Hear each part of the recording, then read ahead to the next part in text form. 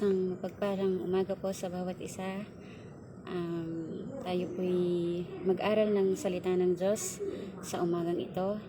At magmumula po ang devotion sa Door of Faith, Taiwan po. Nagagalak po ako na magamit po ngayong umagang ito at alam ko po palaging may magandang mensahe ang Panginoon. At isang mapagpalang umaga po ulit, pero bago po tayo magsimula, tayo po muna'y umawit sa Panginoon. Sabayan niyo po ako. Sa presensya niyo, Panginoong Jesus, ang hangad ko ay mamalagi sa presensya niyo, sa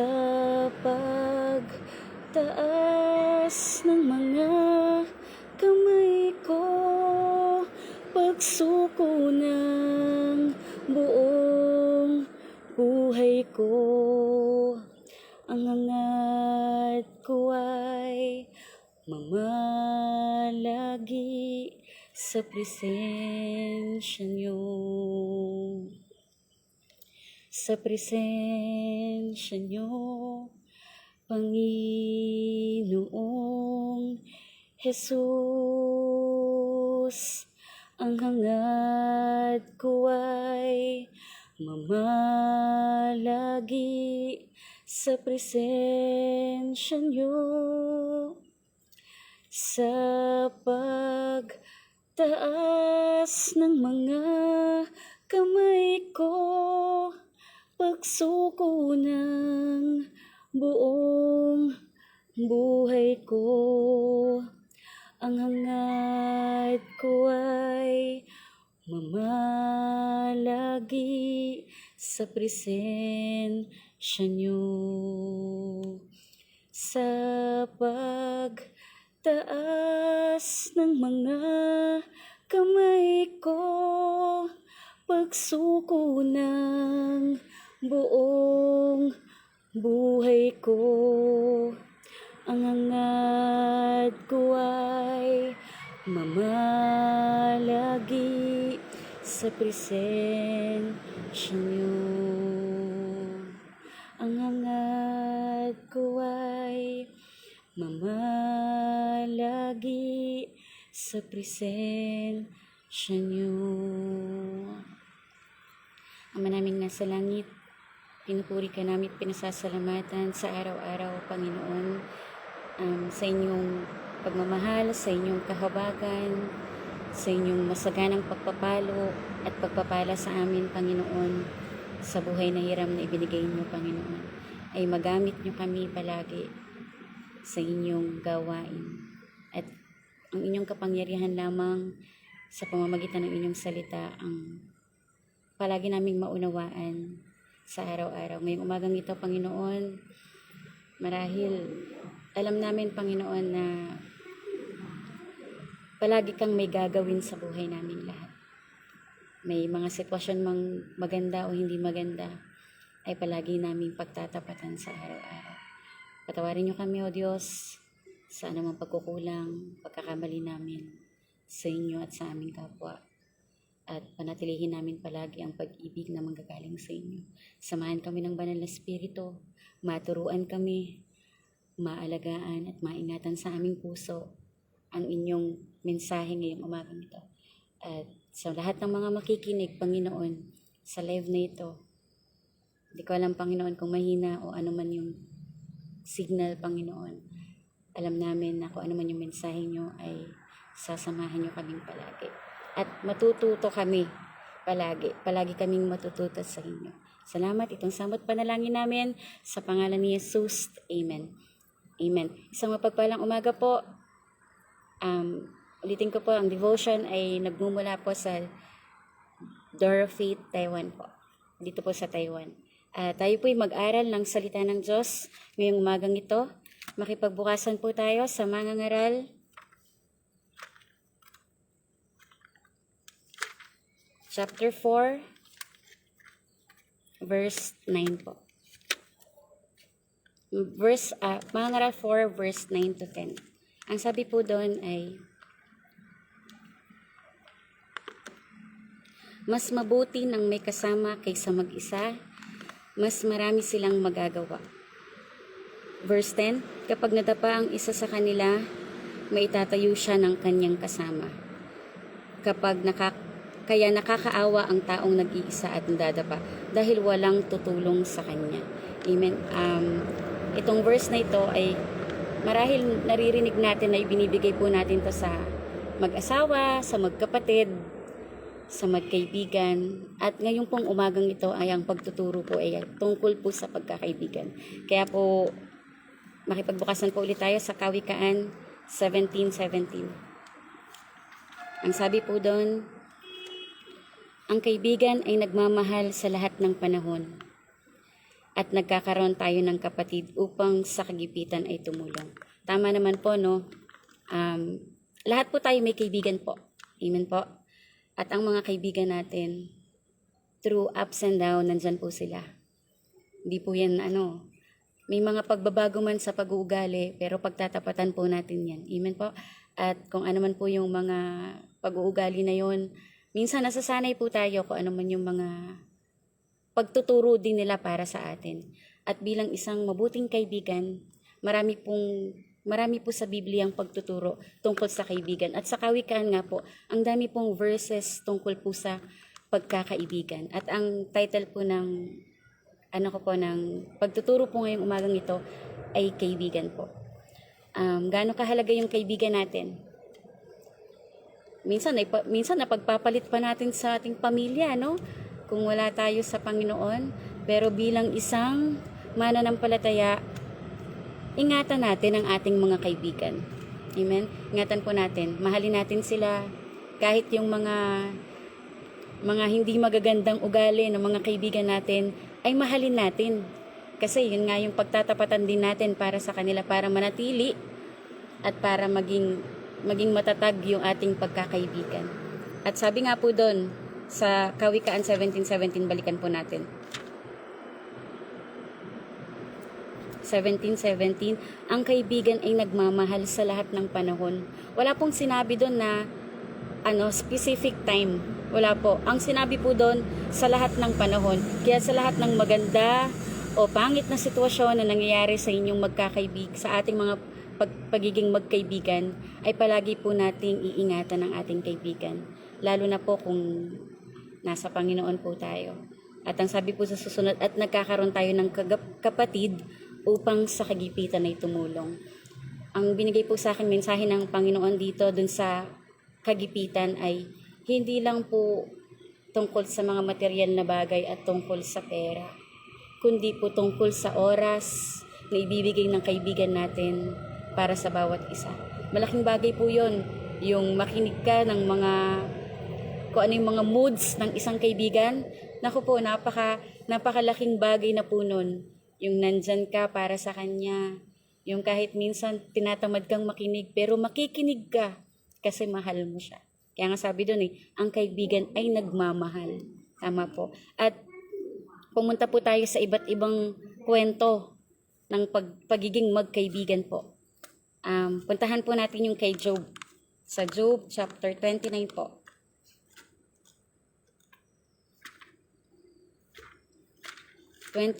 verse 1 to 4 po. Ang sabi po doon, ang mga pagpapalang tinanggap noon ni Job. Dito po, i-explain po dito na yung mga pagpapala niya nung panahon na sinasamahan siya ng Panginoon. Nung alam niya na inilalaban siya kay Satan na, yang, matuwid yan, akin yan. Di ba po, yun po yung mga sinasabi nung mga unang chapter.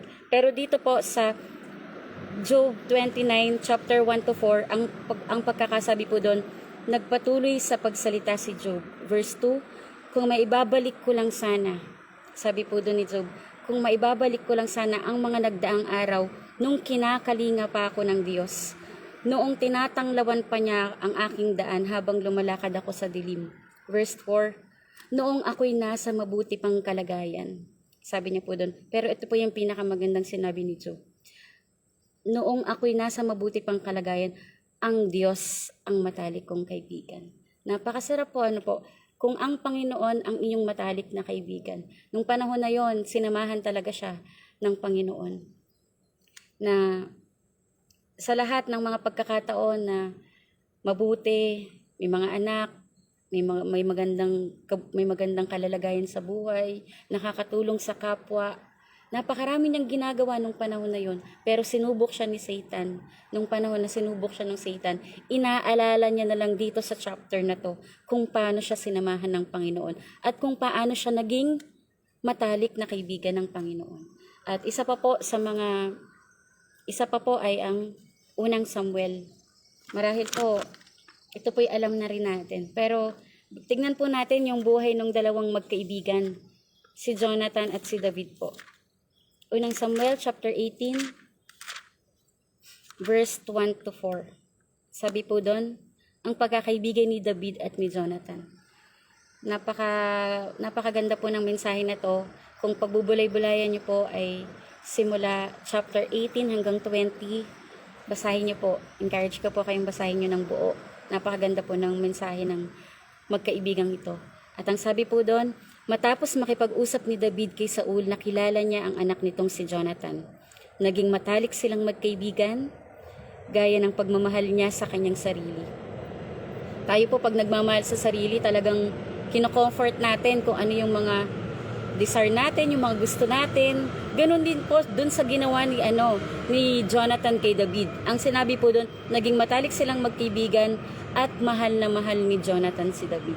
Napakasarap po nun, no? Kasi lalaki sa lalaki, usually po, ang nagsasabi lang po na mahal ay talagang madalas po ay puro kababaihan. Pero dito po, pinapakita po sa salita ng Diyos kung paano sila magmahalan bilang magkaibigan. At ang sabi po doon, sumumpa si Jonathan kay David na magiging magkaibigan sila sa habang panahon dahil mahal niya si David at gaya ng kanyang sarili. At bilang patunay ng kanyang pangako, hinubad niya ang kanyang balabal, ibinigay niya kay David kasama ang kanyang pamigkis, espada, pana at sinturon. Ito pong ibinigay ni Jonathan kay David ay isang proteksyon bilang laban niya sa anumang mga susunod na laban ni Haring David nung panahon na yon. At dito, pinapakita kung paano niya mahalin ang isang kaibigan. At kung sa mga susunod na talata sa unang Samuel chapter 19, tatalo na lang po tayo ha. Unang Samuel chapter 19 verse 1 to 3 na lang po. Minsan sinabi ni Saul kay Jonathan, sa lahat ng lingkod niya, papatayin niya si David. Pero mahal ni Jonathan si David, kaya binigyan niya ng babala si David. Sinabi niya, naghahanap ng pagkakataon ng aking ama para patayin ka, kaya mag-ingat ka. Bukas maghanap ka ng mapagtataguan at huwag kang aalis doon.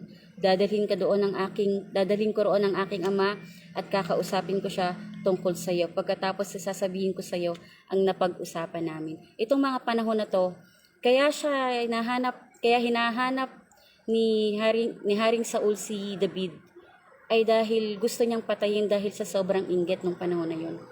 Kaya kung minsan sa mga inggit, selos, o anumang nilalaman ng puso natin sa kapwa, yan ang isang bagay na nakakapagpasira. Pero pinapakita pa rin po dito kung paano pinagtagumpayan ni David at ni Jonathan ang kanyang pagiging magkaibigan. At makikita po yon sa mga susunod na talata sa unang Samuel chapter 20. Tatalo na lang po tayo ng mga highlight na verses po. Ang sabi po doon, sa unang Samuel chapter 20, verse 12 to 15, sinabi ni Jonathan kay David, nangangako ako sa Panginoon, ang Diyos ng Israel. Bukas sa ganitong oras o sa susunod na araw, makikipag-usap ako sa aking ama. At kung mabuti ang pakikitungo niya tungkol sa iyo, ipapaalam ko sa iyo. Verse 13, pero kung may balak ang aking ama na patayin ka at hindi ko ito ipinaalam sa iyo para makatakas ka, sana'y parusahan ako ng matindi ng Panginoon. Ngayon, samahan ka sana ng Panginoon gaya ng ginagawa niya noon sa aking ama, at ipakita mo sana ang pagmamahal mo sa akin habang ako'y nabubuhay pa, gaya ng pagmamahal ng Panginoon. At kung patay na ako, verse 15, ipagpatuloy mo pa rin ang pagmamahal sa pamilya ko, kahit papatayin ng Panginoon ang lahat ng kaaway mo. Alam nyo, itong verse na to, pinakita yung promises nila bilang magkaibigan, yung loyalty, yung pagtitiwala, at yung proteksyon. Yung tatlong bagay po na yon ay malaking bagay po bilang isang magkaibigan. Kung paano ka magtiwala sa kaibigan mo, kung paano kayo mangako sa Diyos na sinasamahan kayo ng Panginoon. Sabi nga dito sa talata ng unang Samuel chapter 18 hanggang 20, ang presensya ng Panginoon palaging naroon sa kanila. At ang pangako niya, ang pangako nila sa bawat isa, napaka-tight po, napakahigpit po ng pangako nila. At tatalo na lang po tayo sa 17. Sabi po doon, unang Samuel chapter 20 verse 17, at pinasumpa ulit ni Jonathan si David ng pagmamahal sa kanya dahil mahal na mahal niya si David, gaya ng pagmamahal niya sa kanyang sarili. Kaya po sa unang Samuel pa lang ng chapter 18, pinapaliwanag na ron kung paano mahalin ni Jonathan si David. At dito po, hanggang sa matapos tong talata na to, nagkaiyakan po sila, hanggang sa maghiwalay sila, hanggang sa nakatakas na rin si Haring David ng panahon na yon. Kaya po, bilang isang magkaibigan, through ups and down naroon ka. Marahil naging kalaban o namagitan man si Jonathan sa kanyang ama, pero hindi niya pinabayaan ang kanyang kaibigan hanggang sa huling panahon na talagang kinakailangan siya ng kanyang kaibigan. At dito ang pagtuturo dito sa unang Samuel chapter 18 hanggang 20 na chapter na yon. Basahin niyo po yon, yung panahon nila Haring David, ay napakaganda po nung pagkakaibigan nila. Ay yung loyalty, yung protection nila, yung pangako nila sa Diyos, yung presensya ng Panginoon na naroon ng Panginoon sa buhay nila. At yun ang pinakamalaking bagay bilang isang magkakaibigan. Hindi lang po kayo magkakaibigan sa katulad po nating mga mananampalataya, hindi lang tayo magkakaibigan sa oras ng kagipitan, ay sa oras ng kasayahan, kundi sa lahat ng panahon. Yun nga po yung sinabi sa Proverbs 17:17 love friend at all times. Kung anong bagay man, kung ano man yung ikasisira nyo, kung ano man yung tampuhan, tapusin na yan. Kasi dito pinapakita po sa buhay ni Jonathan at ni David, siguro baka meron din po, hindi lang pinakita sa mga talata, pero pinakita dito yung pagtitiwala nila, yung proteksyon, at yung pagsama ng Panginoon sa buhay nilang dalawa. At dalawang kwento na lang po sa kwento po ng John 11 po.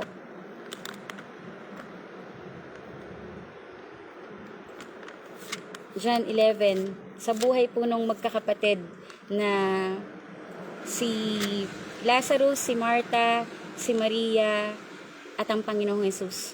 Nung panahon po na yon, wala pong pinakita kung may pamilyang ang magkakapatid na yon. Pero alam niyo po, ang pinakita po sa akin ng Panginoon dito ay ang pamilya nila, ay ang Panginoon.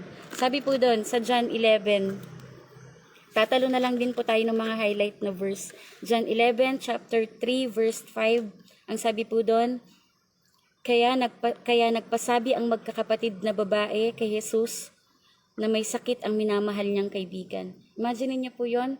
Alam na alam po ng magkapatid na si Lazarus ay mabuting kaibigan ng Panginoong Jesus. Kasi hindi po masasabi ng magkapatid na yon dito po sa talata na to kung hindi po talaga. Di ba po? Ang sabi po doon, chapter 3, kaya nagpasabi ang magkapatid na babae kay Jesus na may sakit ang minamahal niyang kaibigan. Verse 4, nang mabalitaan ito ni Jesus, sinabi niya, ang sakit na ito'y hindi tungo sa kamatayan. Nagkasakit siya upang maparangalan ng Diyos. At sa pamamagitan nito'y mapaparangalan din ang anak ng Diyos. Verse 5, mahal ni Jesus ang magkakapatid na Marta, Maria at Lazarus. At itong verse 5 na to, napakalaking bagay po sa magkakapatid. Kung minsan nga po binubulay-bulay ko, bakit hindi po sinabi dito yung mga magulang? Pero pakiramdam ko po kaya hindi sinabi, parang nag-stand out na po dito ang Panginoong Yesus na maging magulang nila. Wala po sa talata. At kahit nakita niyo po yon sa buhay po ni Marta at ni Maria, makikita niyo po na hindi po naipakita kung may pamilya po sila. Pero dito, pinapakita kung paano nagmahal ang Panginoon kay Lazarus. At sa 11 verse 32 to 35 na lang po, pagdating ni Maria sa kinaroroonan ni Jesus, lumuhod siya sa harap nito at sinabi, Panginoon, kung narito lang kayo at hindi sana namatay ang kapatid ko, nabagbag ang puso ni Jesus. Naawa siya nang makita niyang umiiyak si Maria, pati na ang mga kasama nitong mga Hudyo. Tinanong niya sila, saan niyo siya inilibing? Do kahit alam ng Panginoon na kung saan inilibing si Lazarus, tinanong niya pa rin. Sumagot siya, Panginoon, hali kayo, tignan niyo. Verse 35, tingnan niyo po yung pagmamahal ng Panginoon kay Lazarus. Umiiyak si Jesus. Isang malaking bagay po ang pag-iyak sa isang kaibigan na hindi lang din minsan pagdadalamhati, kundi kagalakan. Kasama po yun palagi sa buhay natin yung pag-iyak. Minsan nga po tayo, di ba po, pag nagtatampo lang yung mga kaibigan natin, napapaiyak po tayo. Amen po. Pero dito po, nung namatay si Lazarus, pinapakita dito at hina-highlight po dito yung kaya nagkasakit si Lazarus o namatay dito para maparangalan ng Panginoon, para mas maraming sumampalataya sa Kanya, para mas maniwala sila na talagang ang propesiya ng Panginoon nung panahon na yun ay talagang gumagawa ng himala at kahit hanggang sa panahon po ngayon. At dito po sinabi, umiiyak si Jesus, verse 36, kaya sinabi ng mga Hudyo, tignan nyo kung gaano niya kamahal si Lazarus. Kasi talagang kahit naman sino, pag umiyak ka sa isang kaibigan, na kung papaano mo siya mahalin, lalo na kung ang Panginoong Hesus ang iiyak, talagang napaka-bless po natin. Ano po? Katulad ni Lazarus, napaka-bless niya dahil iniiyakan siya nung panahon na yun. At tatalo na lang po tayo sa John chapter 11 verse 40 to 42. Ang sabi po doon, 40 to 42, sinabi ni Jesus sa kanya, hindi ba't sinasabi ko sa inyo kung sasampalataya ka, ay makikita mo ang kapangyarihan ng Diyos? Verse 41, kaya inalis nila ang bato, tumingala si Jesus sa langit at sinabi, Ama, nagpapasalamat ako sa iyo dahil dinidinig mo ako. Dinidinig mo ako. Alam kong lagi at sinasabi ko ito para sa kapakanan ng mga nasa paligid ko upang maniwala sila na ikaw ang nagsugo sa akin. Imagine niyo po, napakaganda po ng mga highlight na verses na po yun. Yung pagkakayari dun sa pagkakamatay ni Lazarus, marami pong sumampalataya. At dapat po yung pananampalataya natin at pagtitiwala natin sa Panginoon ay hindi palaging mawawala. Katulad ng ginawa ng dalawang magkapatid. Totoong nanampalataya sila na mahal nila ni Jesus ang kanyang kaibigan na si Lazarus, kaya kanyang muling binuhay. At isang kwento na lang po. At itong kwento po na to, itong kay Lazarus, kay Marta, kay Maria at sa Panginoong Jesus. Unang John chapter 4 verse 19. Palaging siya ang unang nagmamahal sa ating lahat. Amen po. Palaging siya. Kaya kung pipiliin po natin na ang Panginoon ang palaging unang magmamahal sa atin, ito po ang pinakalas na kwento po ng buhay natin sa Panginoon sa huling paghuhukom. Sabi po sa Mateo, last na kwento na po. Sa Mateo chapter 25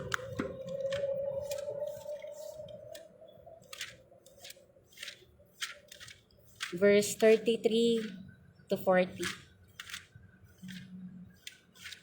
Mateo 25 verse 33 to 40 po, ang huling paghuhukom. Ang sabi po doon,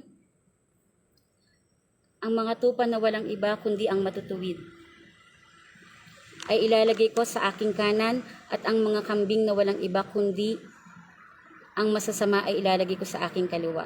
Ano pong sabi sa verse 34? Pagkatapos bilang hari ay sasabihin ko sa mga tao sa aking kanan, hali kayo, kayong mga pinagpala ng aking Ama. Manahin ninyo ang kaharian na inihanda para sa inyo mula pa ng likhain ng mundo. Sapagkat nang nagugutom ako, ay pinakain ninyo ako, at nang nauuhaw ako, ay pinainom ninyo. Na naging dayuhan ako, ay pinatuloy ninyo ako sa inyong tahanan. At nang wala akong maisuot, ay binihisan ninyo. Nang may sakit ako, ay inalagaan ninyo ako. At nang nasa kulungan ako, ay binisita ninyo. Sasagot ang mga matutuwid, Panginoon, kailan po namin kayo nakitang nagutom at aming pinakain at nauhaw at aming pinainom? Kailan namin kayo nakitang naging dayuhan at aming pinatuloy o walang maisuot ang aming binihisan? Kailan namin kayo nakitang may sakit o nasa kulungan at aming binisita? At sasagot ako bilang hari, sinasabi ko sa inyo ang totoo, ginawa nyo ito sa pinakahamak. Tandaan po natin na ginawa nyo ito sa pinakahamak kong mga kapatid, ay para na rin nyo itong ginawa sa akin. Alam nyo po itong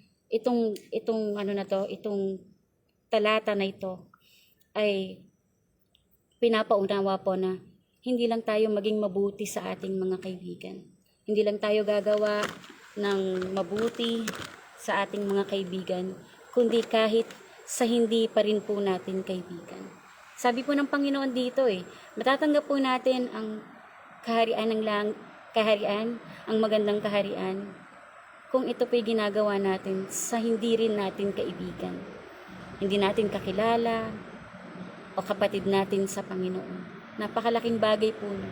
Kaya po, itong 4 na kwento po na ito, ang pagtuturo po dito sa pinakahuli ay ang pagtulong. Palagi pong pagtulong sa ating kapwa, pagbibigay, at ang kaharian po ng Diyos ang pinakamalaking gantimpalang matatamo po natin. Yung buhay po nila Samuel sa chapter 18 hanggang chapter 20, loyalty, protection ng Panginoon, presensya ng Panginoon ay naroon sa buhay nila, at yung pagtitiwala, yung ano po nila, yung tights, yung pinaka bigkisan po ng pagiging magkaibigan po nila. Yun po yung malaking bagay araw-araw na dadalhin po natin. Yung buhay po ng Panginoong Hesus, ni Lazarus, ni Marta at ni Maria. Pinakita po doon kung paano magmahal ng totoo ang Panginoon. Kung paano niya binuhay si Lazarus. Kung paano totoong mananampalataya yung mga kapatid niya at yung mga Hudyo nung panahon na yon. At kung titignan po natin, marami po tayong pwedeng i-apply sa buhay natin. At dito po ako magtatapos sa lahat ng application bilang isang magkaibigan. Anong klaseng kaibigan ka? Anong klaseng kapatid ka sa Panginoon? Anong buhay na ibinibigay mo sa kanila? Naway katulad po nito, na katulad ng sinabi ni Apostol Pablo sa unang Thessalonica, chapter 5, verse 11, ang sabi niya po doon, sa English na lang po, encourage one another, build up one another. Yun po yung sinabi ng Apostol Pablo nung panahon na yon. Ang sabi niya, palagi kayong magpalakasan, hindi mag-down sa bawat isa, hindi yung magsiraan, kundi pakita nyo kung paano kayong magkaisa, kung paano kayo bigkisin ng Panginoon sa bawat araw, kung paano niya palaguin yung pagiging magkaibigan nyo. Pangalawa po, panalangin, pray. Sa magkakaibigan, kailangan po nagpapanalanginan tayo. Unang Thessalonica chapter 5 verse 15. Palagi po nating dalhin yun. Goodness. Puntahan po natin yung Lucas chapter 6 verse 45. Ang sabi po doon, Lucas chapter 6 verse 45. Ang sabi po, ganoon din naman ang tao. Ang mabuting tao ay nagsasalita ng mabuti dahil ang puno ng kabutihan ng puso niya. Ngunit ang masamang tao ay nagsasalita ng masama dahil puno ng kasamaan ng puso niya, sapagkat kung ano ang nasa puso ng isang tao, iyon din ang lumalabas sa kanyang bibig. Kaya po panatilihin po natin yung pagiging mabuting tao, yung kung paano tayo magsalita ng puno ng kabutihan, ng puno ng pagmamahal sa kapatid natin sa Panginoon, sa kaibigan, sa pamilya. Punuin po natin yon ng ganoon. At be a peacemaker. Nasa Mateo 5, chapter 5, verse 9 po yan. Be blessed na maging meron po tayong may kapayapaan po tayo. At yung kapayapaan po na yon ay manggagaling po sa atin bilang isang totoong kaibigan. At forgiveness, nasa Colossus din po yan, chapter 3, verse 12. Yan po yung mga kaugalian ng isang totoong kaibigan na mananatili ka hanggang sa huling panahon. Kaya po yung Kawikaan, chapter 27, verse 17. Malapit na po ako matapos. Kawikaan, chapter 27, verse 17.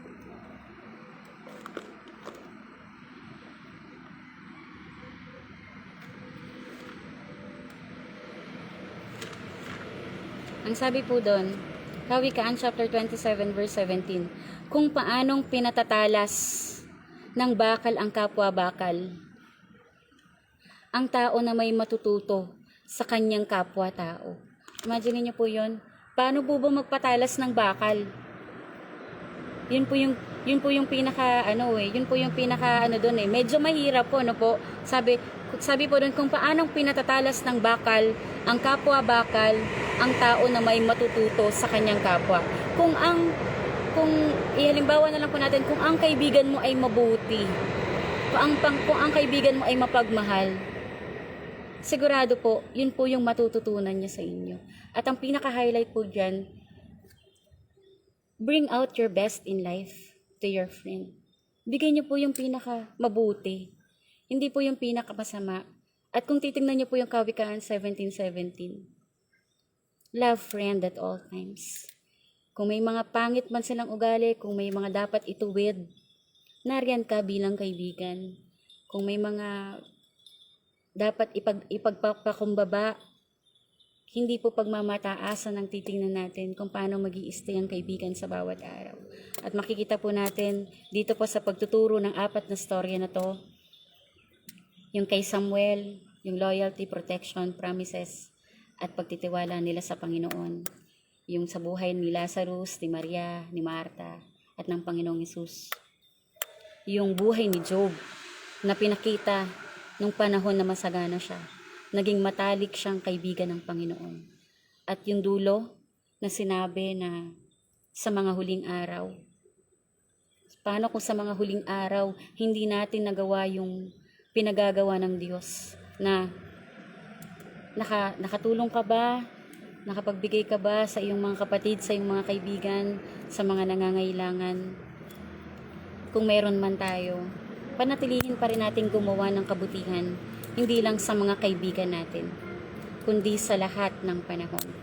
At yung mga katuruan bilang isang mananampalataya, gusto kong iwanan yung encourage one another, build up one another. Kung gano'n ang kaisipan ng lahat ng isang tao na sinabi ni Apostol Pablo, encourage one another, build up one another. At yung pag-encourage na yon ay palagi nating sa Panginoon kukunin. Amen? Kaya ito po, last verse na po, Lucas 6, chapter 31.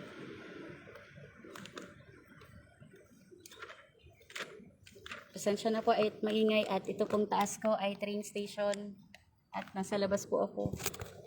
Salamat po sa Panginoon at nabigyan po ng pagkakataon para po makapaghayag po ng salita ng Diyos. At dito po sa Lucas chapter 6 verse 31, naririnig po din natin to, pero palagi po nating tandaan, gawin ninyo sa inyong kapwa ang gusto nyong gawin nila sa inyo. Marahil ayaw nyo pong gawin na ayaw nyo po nang gawa ng masama po, no? Ng pananakit, ng mga hirap, ng kung anumang mga pangit na gagawin sa buhay nyo, puro magaganda. Pero kung halimbawa po man, na kung ang kaibigan nyo o ang isang mananampalataya ay magawan kayo ng hindi maganda, dalin po natin yung Efeso chapter 4 verse 2. Last na po pala yan. Efeso 4 chapter, Efeso po. Ang sabi po doon sa Efeso, chapter 4, verse 2. Maging mahinahon kayo, mapagpakumbaba, maunawain, at mapagpaumanhin sa mga pagkukulang. Sa bawat isa, bilang pagpapakita ng pag-ibig ninyo. Verse 3, pagsikapan ninyo, mapanatili ang pagkakaisa mula sa banal na Espiritu. At iisa rin ang pag-asang ibinibigay sa atin at sa atin ang tatawagin tayo ng Diyos. Verse 5, iisang Panginoon, iisang pananampalataya, iisang bautismo, iisang Diyos natin, at iisang Amang nasa langit, nagahari siyang kumilos at nananahan sa ating lahat. Kaya po ito, bilang isang kaibigan, maging ito po yung maging pag-uugali natin. Yung maging mahinahon tayo, maging mapagpakumbaba. Ano pa po? Maging mapagpaumanhin. Kung meron po tayong pagmamataas sa sarili natin, hindi po dapat ang sarili natin ang maitaas, kundi ang salita ng Diyos na palaging binabago niya yung buhay natin, yung ugali natin. At ito po ay isang malaking bagay na kung paano tayo haharap sa paghuhukom, sa huling araw ng paghuhukom. Marahil po, ang kaharian ng langit ay hindi po tayo pagdadamutan kung paano tayo haharap ng maayos sa Panginoon. At salamat po sa Panginoon. Sa totoo lang po, hindi po sa dami at sa konti ng kaibigan. Marahil sabi nga po nila, napakasarap ng maraming kaibigan. Amen? Lalo na kung ikay nasa Panginoon. Pero ang pinakamahalaga po, yung manatiling nandyan ang kaibigan mo hanggang sa huling sandali na maraming pangit na ugali na babaguhin ng Diyos sa buhay niyo parehas. Maraming pagtutuwid pa at marami pa kayong pagdadaanan. Kung sa maikling panahon na ito, ay huwag niyong sayangin na masira yung mga pagkakaibigan natin. Huwag niyo sirain. At patawarin tayo palagi ng Panginoon kung may mga ganoon bilang isang mananampalataya na ang pag-uugali natin ay glory to glory, ay pagkuhinin niya. Kaya purihin po ang Diyos sa buhay nating lahat at araw po ng linggo, tayo po'y sasamba, aawit, pero sabi nga po nila, ang totoong pagsamba sa Panginoon, hindi lang pag-awit po, ang totoong pagsamba ay ang gumawa ka ng mabuti sa kapwa natin, sa kaibigan natin, sa mga mahal natin sa buhay. Yun po ay isang totoong pagsamba sa Panginoon. At ngayon po ay nagsiselebrate ang Door of Faith, Anan, ikalimang taon ng katapatan sa buhay nila. Salamat po sa mga lingkod na ginagamit doon at mga manggagawa na patuloy na nagtatapat doon.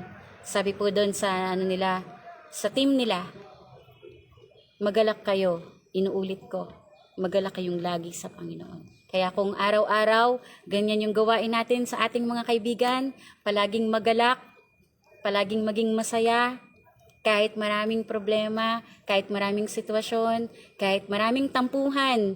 Sabi nga po, di ba po sa title ko, kaibigan. Kung ang kaibigan ay nagmamahal sa lahat ng panahon, sigurado, yung mga pangit na mga panahon na naroon ka, yun ang pinakamagandang regalo na maibibigay mo sa iyong kaibigan. At salamat po sa inyong pagsama ngayong umagang ito. Tayo po'y manalangin. Hallelujah.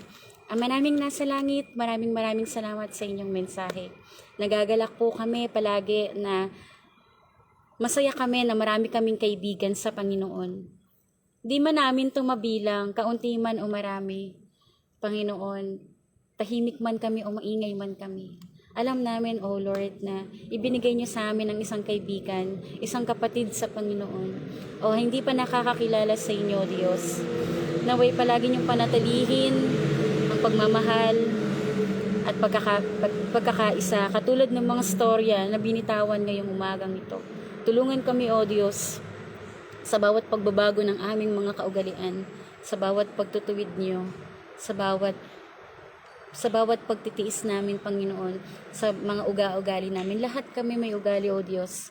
Pero kung kayo ang aming titignan, tutularan, sigurado hindi kami magkakamali. Salamat po At ngayong umagang ito ay salamat sa inyong pagtuturo, sa paggamit niyo sa akin, sa lahat ng mga naririto, sa live na ito, sa nagpagalo, Diyos.